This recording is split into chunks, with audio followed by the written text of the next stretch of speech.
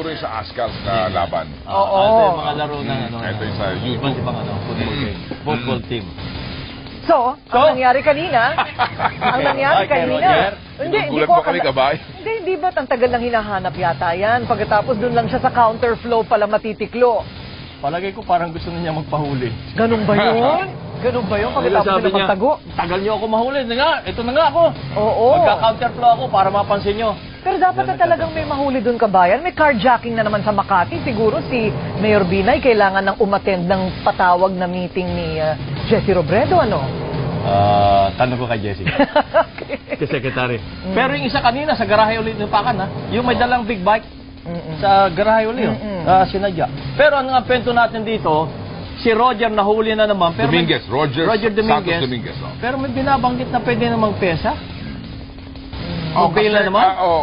Meron siyang bench warrant na pending, pero yung kanyang violation ngayon ay usurpation of authority, nagpanggap na pulis. Oo, nagpanggap na pulis kasi na mahuli.